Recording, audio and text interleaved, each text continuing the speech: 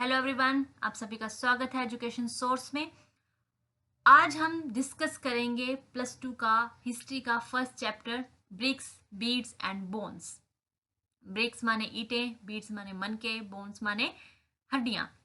तो देखेंगे कि हड़प्पा के लोग कैसे रहते थे, क्या उनका खान पान था, क्या क्या वो काम करते थे, कैसा अपना भरण पोषण करते थे, ये सब चीजें देखेंगे। तो सबसे पहले हम देखेंगे हड़प्पन सील। हड़प्पन सील यानी कि अब देखिए, कोई सामान इंपोर्ट करते थे, एक्सपोर्ट करते थे, कार्य वो भी ये करते थे। उसके लिए वो निशानी के तौर पे क्या करते थे, मोहर लगाते थे। तो उसका नाम आर्कियोलॉजिस्ट ने जो डिस्कस करते हैं उन्होंने नाम दिया हड़प्पन सील। वहां से मिली, उसका नाम रख दिया हड़प्पन सील। अब वो सील जो है वो किसकी बनी थी? पत्थर की। उस पत्थर का नाम था सीटेड टाइट। उसके बाद ज्यादातर जो मोहरें थी उनपे किसकी पिक्चर बनाई जाती थी? तो एनिमल्स की पिक्चर ज्यादा बनाई जाती थी। अब क्योंकि अब देखिए, वो पढ़ना लिखना तो नहीं जानते थे। अपनी भाषा में तो जानते होंगे, उन्होंने कुछ डिस्कवर तो किया, लेकिन ज्यादातर वो क्या करते थे, एनिमल्स की पिक्चर को शो करते थे। अब वो वहां पे जो लोग रहते थे उन्होंने कैसे उन्होंने डील किया, वहां का एटमोसफियर कैसा था, वहां के घरों से हम देखेंगे पोर्ट्स, ऑर्नामेंट्स, जो गहने हैं, टूल्स हैं, वहां पे क्या क्या यूज करते थे, वो सब हम चीजें इस चैप्टर में देखेंगे।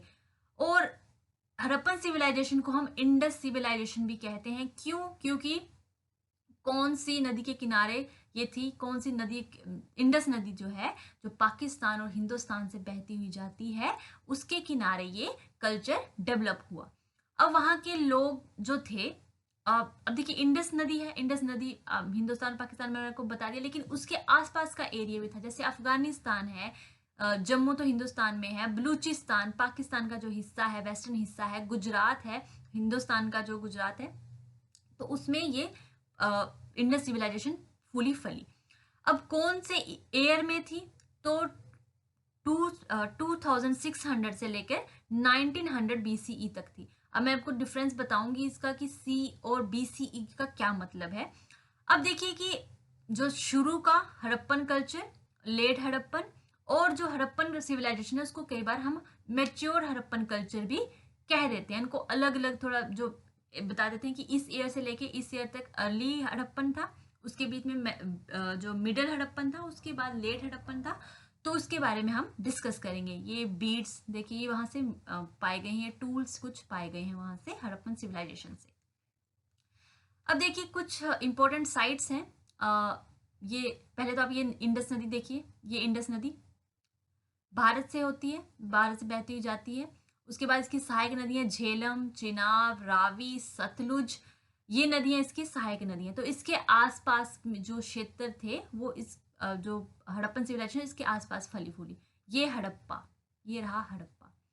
तो हड़प्पा सिविलाइजेशन रावी और सतलुज नदी के बीच में है। तो ज्यादातर जो है रावी के पास ये पाई जाती है। और बनावली ये हरियाणा में है, राखी गढ़ी हरियाणा में है, कालीबंगर राजस्थान में है, कोट दीजी ये पाकिस्तान में है, धोलावीरा गुजरात में है, मोहनजोदारो इसके बारे में हम डिस्कस करेंगे, वहां पे क्या क्या मिला। अब देखिए, मैंने अभी बताया कि हम BE CE के बारे में पता करेंगे ये क्या होता है। अब टू 200 साल तक हम पर किसने राज किया? ब्रिटिशों ने राज किया। उससे पहले हम क्या करते थे? विक्रम संवत जो हमारे एक राजा थे, उन्होंने कैलेंडर बनाया था समय का पता करने के लिए। तो कितने ईयर जा रहे हैं, कितना महीने, कौन से महीने, वो पहले यूज करते, सब अपने अपने अकॉर्डिंग यूज करते थे। तो ग्रेगोरियन कैलेंडर 200 साल पहले इंट्रोड्यूस हुआ, जब से अंग्रेजों ने हम पे शासन किया।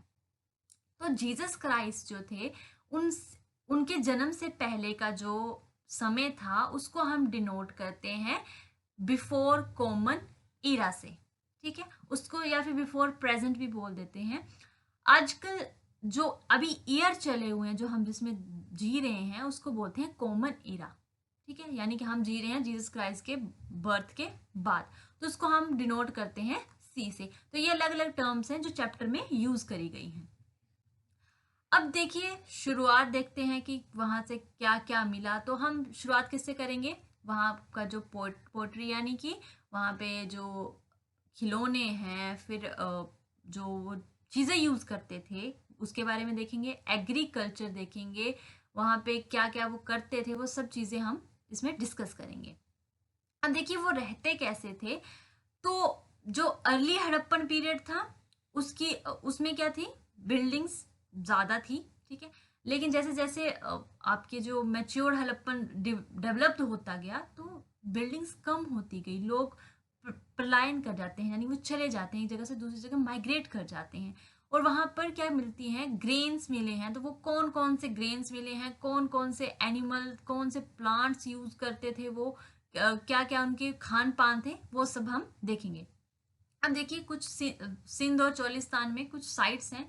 सिंध में 106 है और चोलिस्तान में 239 है।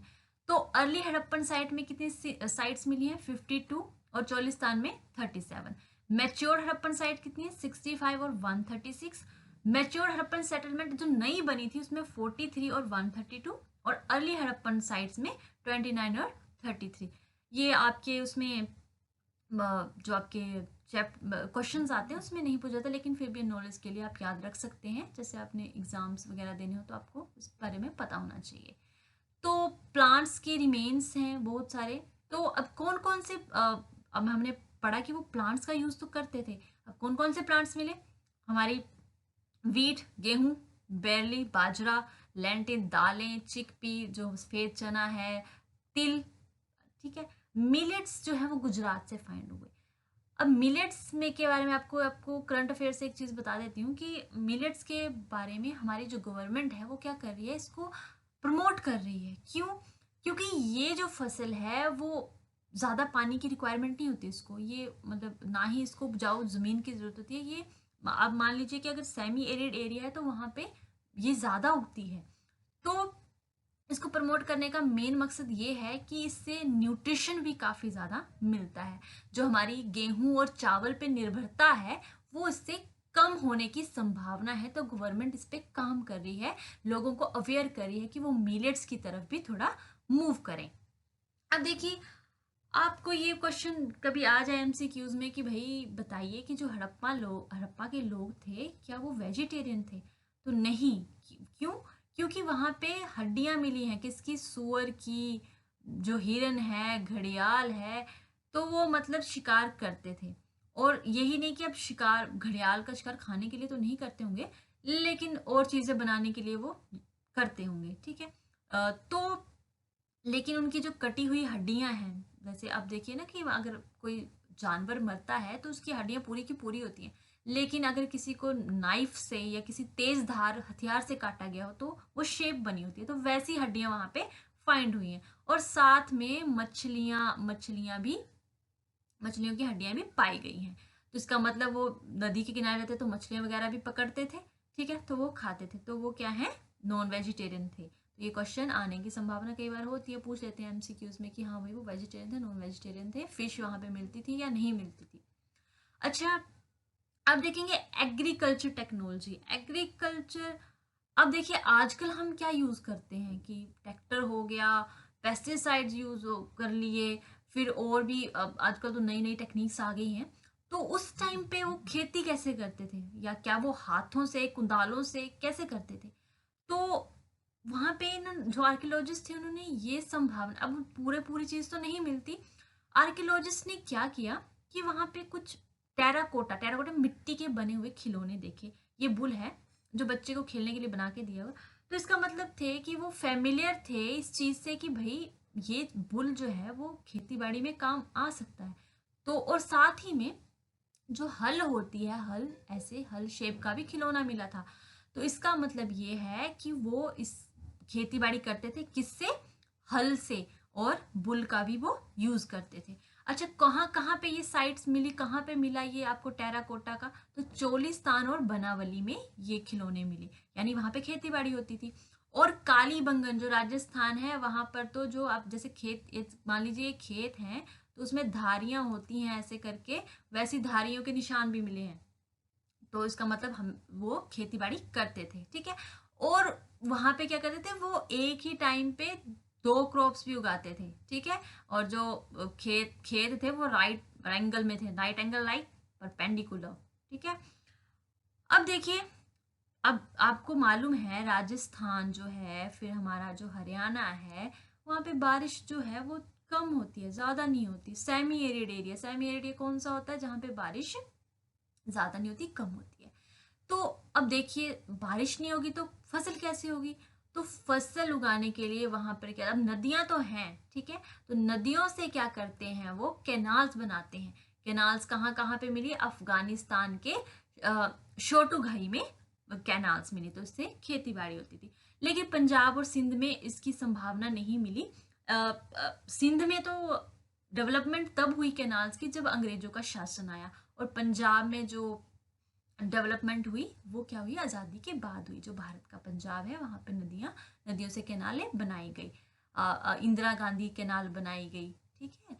तो और देखिए अब धोलावीरा की बात है तो वहाँ पे कुएं थे इरिगेशन के लिए, और वाटर रिजर्व भी बनाए जाते थे। वाटर रिजर्व यानी तालाब वगैरह भी बनाए जाते थे, ठीक है।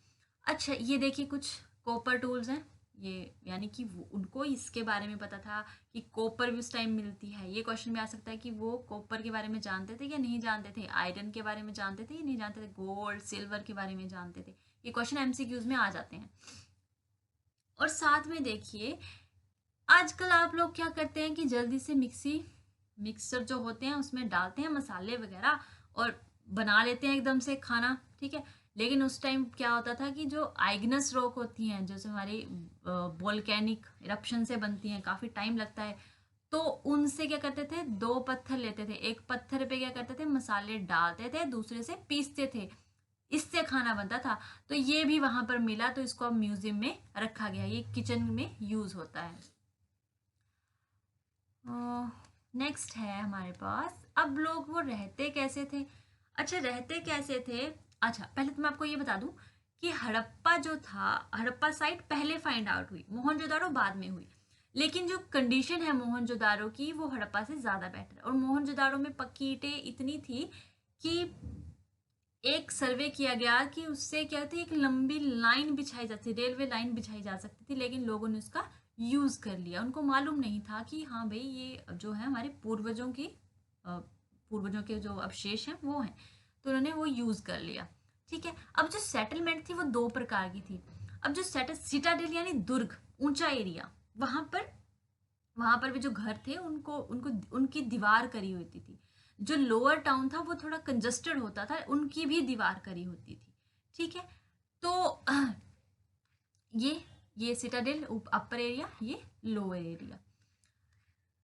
और साथ में ही लोथल का जो एरिया था, लोथल में जो आपके घर पाए गए, वहां पर जो सिटाडेल था वो काफी ऊंचा था और उसको दीवार नहीं करी गई थी। अच्छा हड़प्पा सिविलाइजेशन के बारे में सबसे पहले किसने फाइंड आउट? अलेक्जेंडर कनिंगम, जो डायरेक्टर जनरल थे आर्कियोलॉजिकल सर्वे ऑफ इंडिया के, ब्रिटिशर थे एक, उन्होंने ये सब फाइंड आउट किया गया था। ये मैं आपको बता चुकी हूँ कि कितनी लंबी, 100 मील लंबी एक रेलवे ट्रैक बन सकती थी, कहाँ से? लाहौर से मुल्तान, ये दोनों जगहें पाकिस्तान में हैं। अभी आपको पता है बंटवारा हो चुका है, तो वो जगह वहीं पर है। और जो भारत में जो जगहें पाई जा रही हैं उनको अभी उन पे रिसर्च चल रही है अभी, कि हाँ कौन कौन सी जगह पे क्या क्या मिल रहा है, कैसे वो रहते थे कैसे नहीं। अच्छा देखिए वहां पे जो ब्रिक्स थी वो कैसे थी? सूखी सन ड्राइड ब्रिक्स, भट्टे वगैरह बेक्ड भी थी, ठीक है। तो उनके सांचे वगैरह भी वहां पर मिले हैं। और आउट ड्रेन, अच्छा आप आजकल देखते हैं कि बड़े बड़े शहर बन रहे हैं, तो उनका जो घरों का पानी होता है वो कैसे निकाला जाता है?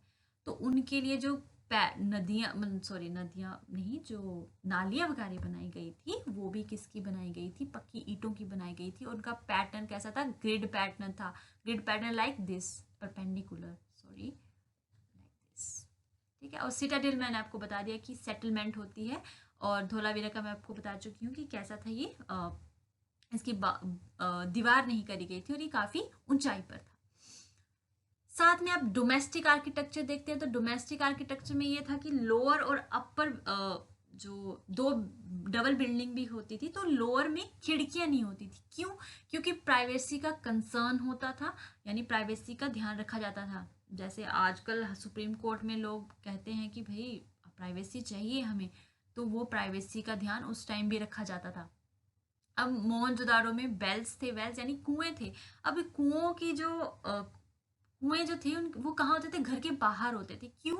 वो घर के पास ही बनाए जाते थे लेकिन बाहर बनाए जाते थे। क्यों? क्योंकि बाहर से कभी लोग अंदर, मतलब जैसे बाहर कोई अजनबी आता है, उसको पानी पीना है तो वो कुएं से पी सकता है, उसको घर के अंदर ना वो एंटर कर जाए, इसलिए कुएं को बाहर बनाया जाता।